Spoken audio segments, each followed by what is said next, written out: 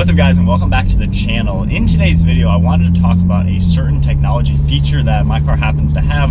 I'm in my new 2020 Toyota Supra. A lot of cars will also have this feature, which is radar cruise control.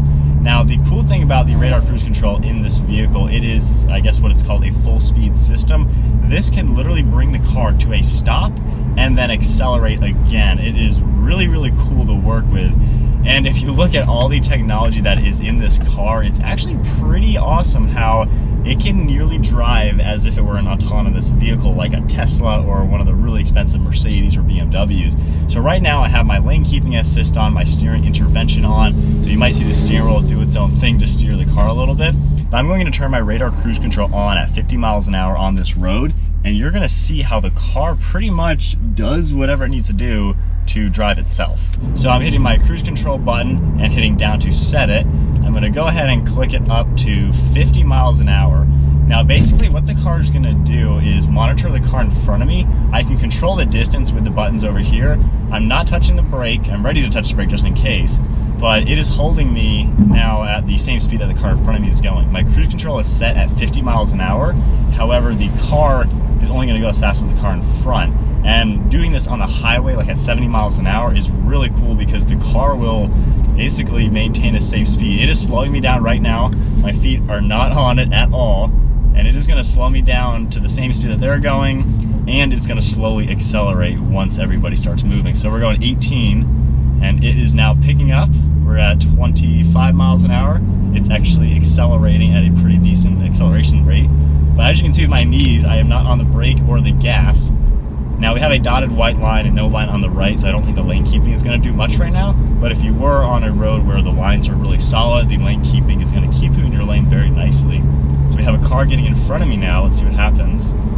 So it's braking right now. It's literally doing the brakes for me. And then now we are slowly accelerating once again. But it's cool, with this technology, you don't need some autonomous car to actually use the benefit of this.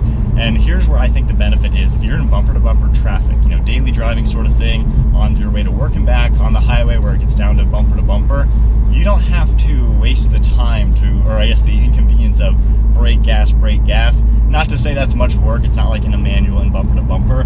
But as far as a daily commute goes, and especially why I really, really am loving the Supra, this is a fun sports car, but if you're gonna daily drive it, it has the technology in it to where it can do this sort of thing. Like right now, it is slowing me down completely.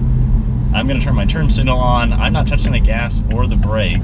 This is just a cool feature that I'm finding with modern cars if they have the full speed radar cruise control, because it kind of takes out literally the legwork of, you know, giving it some gas, slowing down, literally driving your car. It's kind of taking that away. And even right now, it's gonna take me on this right turn and keep me in the lane, which is pretty cool. But how cool is this? A car that isn't designed for autonomous driving can kind of be driven as if it were an autonomous vehicle. So we have a red light coming up. Okay, just turned green. But the car is now slowing me down. We are down to 25, and it's just gonna get me through town without me doing anything. So you'll see with this camera over here, we got a car turning.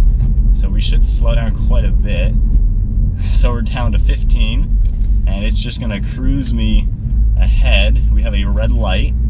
And again, I'm ready to hit the brake if I need to, but my foot is not on there.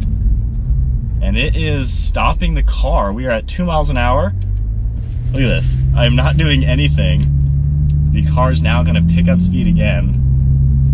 This is just the craziest thing because, and again, I'm still gonna pay attention. I'm not just gonna let it go 100% because you never know, it could screw up. Last thing I wanna do is rear end somebody, but it can literally do the driving for you on your daily commute. And there is a button right here. I can make it stay a little bit farther back. There are 4 settings, and it is cool on my heads-up display, it comes up, or I can make it a little bit closer. And as I do it a little bit closer, it is accelerating me now to get back up to this new distance. Let's just say it's 75 feet, you know, 100 feet, 150 feet, or whatever it is. But as I make it go farther back, it slows me down. It applies the brakes for the car. So we're down to 29. And then as I go way up to the closest setting, it speeds me up. So light just turned red. The car should completely come to a stop. I'm ready to hit the brake in case, but the car is completely at a stop. I don't know if it will accelerate right now. I think it will. I have not done it from a complete stop yet. I don't think it does. I might have to try that again without cars behind me. Now with that, there is a drawback of it doesn't always work. Like right now, these lines are freshly painted. I don't think they're the actual reflective lines, and I don't think it's actually gonna work. As I go over the line, like look at that, I can completely cross the line. So not every road is gonna do that. So with this system, it's not fully autonomous. I know with the Tesla, they have the speed limit sign recognition, stop sign recognition. This is not gonna do any of that. This is not a fully autonomous vehicle, but at least it'll monitor the car in front of you if there is a car in front of you. But if not, just monitoring the speed that you set it to, it can do probably at least half the legwork for you and actually do quite a bit. So you definitely don't want to rely on it 100%, because if I did, I would have crashed literally today already. But it is definitely really cool.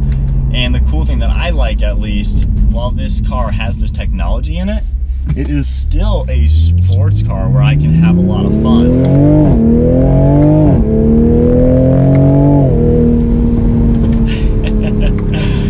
So I've stretched the legs a little bit on the car now, and for those of you who are new to the channel who have just clicked on this video for the technology side, this is my 2020 Supra. I bought it a week and 1 day ago. I have 260 miles on the clock already, but I am just finding this car to have a lot. This has so much to offer as I fly around a turn. It's just such a good sports car, and I'm finding it has a really good balance of sports car as well as luxury tech in it. And I'm not even one to care about technology in a car, as long as I have hard drive navigation and a backup camera. That is a big speed bump. That is about all I care about.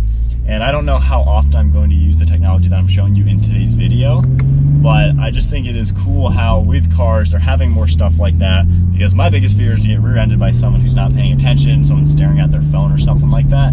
And with the radar cruise control, I don't think you can really rear-end somebody, which is a great thing, because if the more cars have that, the less likely you are to get rear-ended by someone who's not paying attention. Now, I don't know if this technology is going to promote people to not pay attention.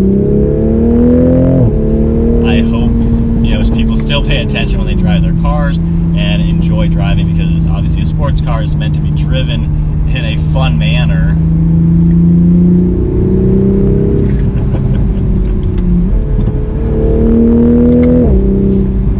But yeah, that's kind of what I wanted to go over in today's video. As we got a car in front of us, let's put the cruise control back on. It is going to slow me right down to not rear-end this car. I was going about 60 and they're going 45. So right now the cruise control is set at, we'll go to 55. But right now I'm not going to go over 43. It's just going to follow the car in front of me. And I'm just going to go ahead and follow them, actually, even turning left. So my car is going to slow me down. Okay, I was a little scared it wasn't. And now it's going to accelerate me. And it is cool, even around turns when the car isn't perfectly in front of you, as it gets a little away, it still is recognizing that car. So I think it has a good enough view to where it knows what car it's supposed to be following. I believe the sensors are in the windshield as well. I don't think there's anything in the front bumper. But right now, again, we're going about 11 miles an hour under what I have the cruise set at, but we're just gonna follow this car in front of us. Hopefully I can get to another stop sign to see if it does bring me to a stop and then accelerate me from 0. I'm not finding that it does that. But again, being not fully autonomous, it's not really a big deal. So the car's slamming on the brakes right now. Like, it's actually slamming on the brakes. That is very impressive. So it's gonna come to a stop. We're gonna see if we will pick up. But the car, I don't know if this camera can tell, my cruise control is set at 55, so green light. Ah, dang it. Nope. I have to give it some gas. But when I give it some gas, that's all I have to do, actually. I gave it gas and now the car's doing the rest. So that's actually not bad. So basically the way in this car it's gonna work, and I would assume most cars with this full speed, forward collision, radar cruise control, all that kind of stuff, all you gotta do is touch the gas pedal, and that's telling the car, let's keep going. So that's the only thing you have to do in bumper to bumper traffic, is once it comes to a standstill, tap the gas and the car will do the rest for you once again. That is very cool. Now this road, it does the lane keeping for me, only on the one side.